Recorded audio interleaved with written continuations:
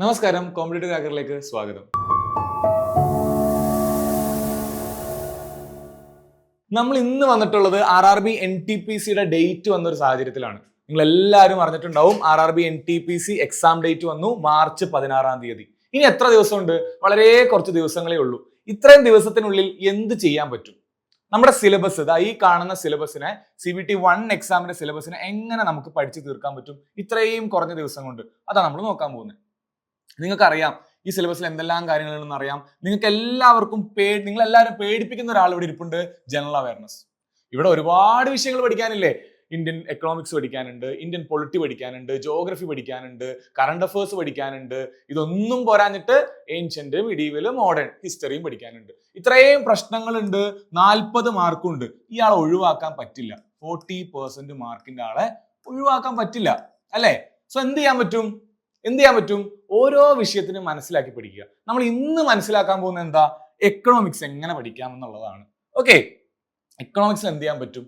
നിങ്ങളുടെ ജീവിതം എളുപ്പമാക്കി തരാൻ വേണ്ടിയിട്ട് ഞാൻ എക്കണോമിക്സിൽ RRBക്ക് ഇഷ്ടപ്പെട്ട ഏരിയാസ് കൊണ്ടുവന്നിട്ടുണ്ട്.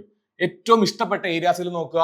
എക്കണോമിക്സ് എന്ന് പറയുന്ന വിഷയത്തിൽ, ഇന്ത്യൻ എക്കണോമി എന്ന് പറയുന്ന വിഷയത്തിൽ RRB പൊതുവേ ചോദിക്കാറുള്ളത്, കഴിഞ്ഞ കൊല്ലത്തെ RRBയുടെ മൊത്തം ഷിഫ്റ്റുകളിലെ ചോദ്യങ്ങൾ ഞാൻ മനസ്സിലാക്കി, അതിനെ നോക്കി ഏത് പാർട്ടിൽ നിന്നാണ് ചോദ്യങ്ങൾ കൂടുതലെന്ന് നോക്കി. ഈ ഗ്രേ കളറിൽ ഇട്ടിട്ടുള്ളതാണ് കൂടുതൽ ചോദ്യങ്ങൾ ചോദിക്കുന്ന ഏരിയ. ഓക്കെ, സോ നിങ്ങൾ എന്താ ചെയ്യേണ്ടത്? അവിടെ കോൺസെൻട്രേറ്റ് ചെയ്യണം. ഇനിയുള്ള സമയത്തിനെ പ്രയോറിറ്റൈസ് ചെയ്യുക. എക്കണോമി പഠിക്കാനിരിക്കുമ്പോൾ ഏറ്റവും കൂടുതൽ ബെനിഫിറ്റ് കിട്ടുന്നത് എവിടെ സമയം കൊടുക്കുമ്പോഴാ? ഈ വിഷയങ്ങളിൽ സമയം കൊടുക്കുമ്പോഴാ. ഒന്നാമത്തെ തിയറി ഓഫ് എക്കണോമിക്സ്. ഇവിടെ ആരൊക്കെ വരും? ഇവിടെ ആൽഫ്രഡ് മാർഷൽ വരും, ഇവിടെ ആഡം സ്മിത്ത് വരും, നമ്മുടെ സ്വന്തം അമർത്യ സെൻ വരും. ഇവരെല്ലാവരും ഇവിടെ വരും. അവരുടെ കുറെ തിയറികള്, ഡിമാൻഡ് ആൻഡ് സപ്ലൈ തിയറി, ഇതൊക്കെ ഒന്ന് ജസ്റ്റ് വായിച്ചു പോവുക. ഇതിനൊന്നും ഡെപ്തിൽ ചോദിക്കില്ല. അയാളെ അറിയാമെങ്കിൽ, ആളുടെ തിയറീസ് അറിയാമെങ്കിൽ അതേ ചോദിക്കുള്ളൂ. അത്രയും ഡെപ്തിൽ ചോദിക്കില്ല. എക്സാമിനർ ഉദ്ദേശിക്കുന്നത് എന്താ? ഈ ഭാഗം നിങ്ങൾ വായിച്ചിട്ടുണ്ടോ, നിങ്ങൾക്ക് ഒരു ഐഡിയ ഉണ്ടോ? അത്രയേ ഉള്ളൂ. അടുത്തത് വന്നു സെക്ടേഴ്സ് ഓഫ് എക്കണോമി. ഈ ചോദ്യത്തിന് 18 ചോദ്യങ്ങളെ ചോദിച്ചിട്ടുള്ളൂ, അല്ലെങ്കിൽ പൊതുവേ ചോദ്യങ്ങൾ കുറവാണെന്നുണ്ടെങ്കിലും ഈ ചോദ്യങ്ങൾ ആൻസർ ചെയ്യാത്തവർ എന്താണ്? കോമ്പറ്റീഷനിൽ നിന്ന് പുറത്താണ്. അത് പ്രൈമറി ഒരു സെക്ടർ തന്നിട്ട്, ഫോർ എക്സാമ്പിൾ ടൂറിസം തന്നു. ടൂറിസം എന്ന് പറയുന്ന ഒരു ടോപ്പിക് തന്നു. ഈ ടോപ്പിക് പ്രൈമറി സെക്ടർ ആണോ, സെക്കൻഡറി സെക്ടർ ആണോ, ടെറിഷറി സെക്ടർ ആണോ എന്ന് കണ്ടെത്താനുള്ള കഴിവ് നിങ്ങൾക്ക് വേണം.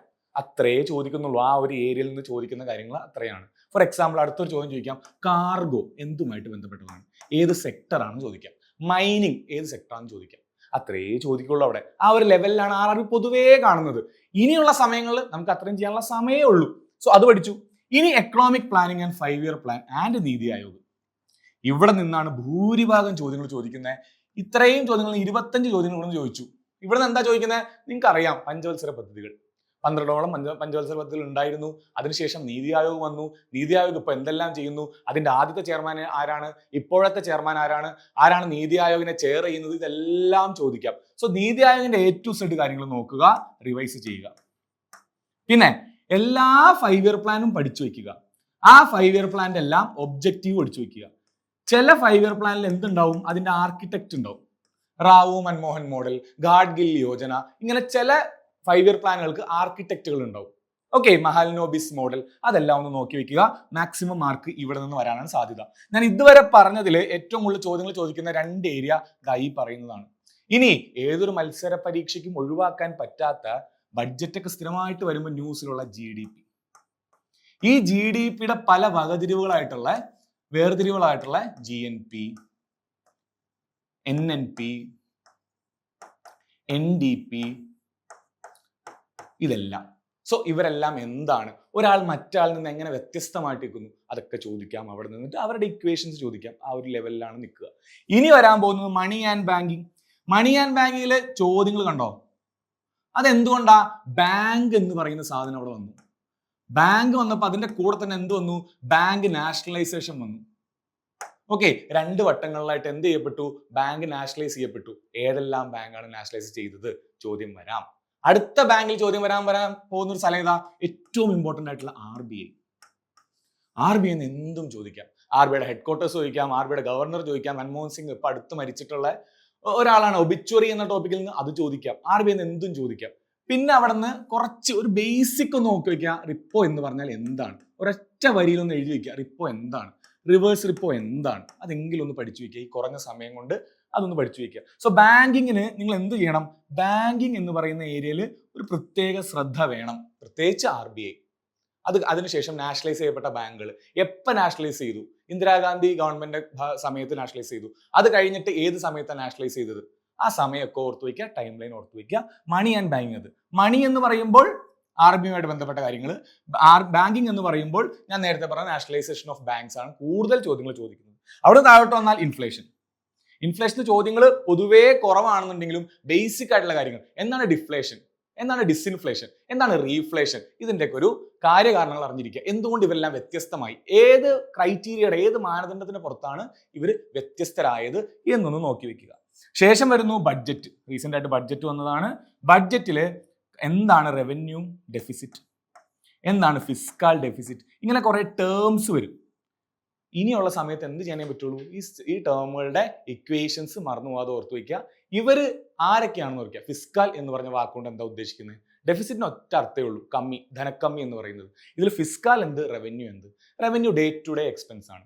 ഫിസ്ക്കൽ എന്ന് പറഞ്ഞു കഴിഞ്ഞാൽ ക്യാപിറ്റൽ ഇൻവെസ്റ്റ്മെന്റുകളാണ്, വലിയ വലിയ മാറ്റങ്ങൾ വന്നു, റോഡുകൾ പണിയുക, ഇൻഫ്രാസ്ട്രക്ചർ, അതൊക്കെ. റവന്യൂ എന്ന് പറഞ്ഞാൽ അതല്ല, ഡേ ടു ഡേ ചെലവുകൾ, നമ്മൾ സാലറി കൊടുക്കുന്നു, പെൻഷൻ കൊടുക്കുന്നു, അങ്ങനെ നമുക്കൊരു വീടുണ്ടെങ്കിൽ ആ വീട്ടിലെ ഡേ ടു ഡേ ചെലവുകൾ നമ്മൾ റവന്യൂ എന്നും, ആ വീട്ടിൽ വരുന്ന മാറ്റങ്ങൾ, ഒരു മേശ വാങ്ങിക്കുന്നു, ഒരു അലമാര വാങ്ങിക്കുന്നു, ഒരു കമ്പ്യൂട്ടർ വാങ്ങിക്കുന്നു, അതെല്ലാം ക്യാപിറ്റൽ അല്ലെങ്കിൽ ഫിസ്ക്കൽ ഡെഫിസിറ്റിൽ വരുന്നതായിട്ടാണ് കാണേണ്ടത്. ഈ പറഞ്ഞതുപോലെ വ്യത്യാസങ്ങൾ മനസ്സിലാക്കി വെക്കുക, ചോദ്യങ്ങൾക്ക് ഉത്തരം ചെയ്യാൻ പറ്റും. ആ ലെവലിലാണ് RRB ചോദിക്കുന്നത്. പിന്നെ വരുന്നു ടാക്സേഷൻ. 2 തരം ടാക്സ് ഉണ്ട്. നമ്മൾ ഇൻകം ടാക്സ് കൊടുക്കുന്ന പേഴ്സണൽ ടാക്സ്, ഡയറക്ട് ടാക്സ്, പിന്നെ ഇൻഡയറക്ട് ടാക്സ് ഉണ്ട്, GST. അവിടെയാണ് ഒരാൾ വരുന്ന GST. ഈ 15 ചോദ്യത്തിൽ മിക്കവാറും ചോദ്യങ്ങളുള്ളത് എവിടെ നിന്നാ? GST നിന്നാണ്. 2017 ആയി പോകുന്ന GST അത് പഠിച്ചു വെക്കുക. അതിന്റെ പോയിന്റുകൾ കുത്തിട്ട് എഴുതി പഠിച്ചു വെക്കുക. അവിടെ നിന്ന് ചോദ്യം വരും. ലാസ്റ്റ് ആയിട്ട് ബാലൻസ് ഓഫ് പേയ്മെന്റ്. ചോദ്യങ്ങൾ വളരെ കുറവാണ്. ഇന്റർനാഷണൽ, നമ്മൾ ഇന്ത്യയുടെ കറൻസി ആയിട്ടുള്ള രൂപയും ഡോളറുമായിട്ടുള്ള വിനിമയ നിരക്ക് എങ്ങനെയാണ് തീരുമാനിക്കുക, ഇന്ത്യയും ബാക്കി രാജ്യങ്ങളും തമ്മിലുള്ള ട്രേഡ് എങ്ങനെയാണ് തീരുമാനിക്കുക, അതിന്റെ കുറച്ച് വാക്കുകളുണ്ട്. Balance of trade, balance of payment, depreciation, appreciation. ആ വാക്കുകളുടെ അർത്ഥങ്ങൾ പഠിച്ചു വയ്ക്കുക. അതിന്റെ മുകളിൽ ചോദിക്കാറില്ല, വിനിമയ നിരക്കൊന്നും ചോദിക്കാറില്ല. ഇത്രയും കാര്യങ്ങൾ എങ്കിലും നോക്കി വെച്ച് കഴിഞ്ഞാൽ ഈ റാൻഡം എന്ന് തോന്നുന്ന, വളരെ റാൻഡം ആണ്, പഠിക്കാൻ ബുദ്ധിമുട്ടാന്ന് തോന്നുന്ന ഈ സബ്ജക്റ്റിന് നമ്മൾ സാധാരണ ആസ്പിറൻസ്, ഇതൊരു കോമ്പറ്റേറ്റീവ് പരീക്ഷയാണ്. കോമ്പറ്റേറ്റീവ് പരീക്ഷ നമ്മൾ എന്താ ചെയ്യേണ്ടത്? സാധാരണ ആസ്പിറൻസിൽ നിന്ന് ഒരു പടി മുകളിൽ നമ്മൾ എത്തണമെങ്കിൽ എന്ത് ചെയ്യണം? അവർ പഠിച്ച കാര്യങ്ങളെങ്കിലും നമ്മൾ ആൻസർ ചെയ്യണ്ടേ? അത് ആൻസർ ചെയ്യണമെങ്കിൽ ഇത്രയും ഏരിയ ഒന്ന് കവർ ചെയ്ത് വെക്കുക. ബാക്കി റിവിഷനിലോട് കൂടിയിട്ട് അവരുടെ മുകളിൽ തെറ്റിപ്പോവാതെ കൂടുതൽ MCQs ചെയ്യാനുള്ള ഒരു അവസരമായിട്ട് ഈ ലാസ്റ്റ് ദിവസങ്ങളെ കാണുക. RRBയുടെ പാറ്റേൺ മനസ്സിലാക്കുക. നിങ്ങൾക്ക് ഈ പറയുന്നത് പോലെ ഓരോ വിഷയങ്ങളിൽ എന്ത് പഠിക്കണം എന്നുള്ള ഐഡിയ ഇപ്പോൾ ഉണ്ടാവില്ല. ഒരു എക്സ്പേർട്ട് ലെവലുള്ള ഒപ്പീനിയൻ കിട്ടിയാൽ മാത്രമേ നിങ്ങൾക്ക് ഈ കുറഞ്ഞ സമയം കൊണ്ട് ഇതെല്ലാം പഠിച്ചെടുക്കാൻ പറ്റുള്ളൂ. ഈ എക്കണോമിക്സ് പഠിച്ചതുപോലെ ഇനിയും വിഷയങ്ങളായിട്ട് ഞാൻ വരുന്നുണ്ടാവും.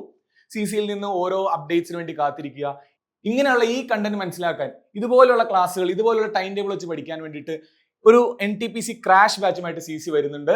എല്ലാവരും ഈ നമ്പറിൽ കോൺടാക്ട് ചെയ്യുക. നമുക്ക് പഠിച്ചു നോക്കാം. എക്കണോമിക്സ് പഠിക്കേണ്ട പോലെ, ജോഗ്രഫി പഠിക്കേണ്ട പോലെ നിങ്ങൾക്ക് ബുദ്ധിമുട്ടുള്ള ജനറൽ അവയർനെസ് എങ്ങനെ പഠിക്കണമെന്ന് ഞങ്ങൾ ഓരോ കുട്ടികൾക്കും ടൈം ടേബിൾ വെച്ച്, ക്ലാസ്സുകൾ വെച്ച് പറഞ്ഞു തരുന്നുണ്ടാവും. നിങ്ങൾ ഇനി വെയിറ്റേജിന്റെ പുറകെ പോയി മെറ്റീരിയൽ കണ്ടെത്തി, വെയിറ്റേജ് കണ്ടെത്തി, PYQs കട്ടുന്നത് പോയി സമയം കളയേണ്ട കാര്യമില്ല. ഒരു ബൂസ്റ്റർ ബാച്ച്, ക്രാഷ് ബാച്ച് കൊണ്ട് CC വരുന്നുണ്ട്. എല്ലാവർക്കും എൻ്റെ best of luck. Thank you.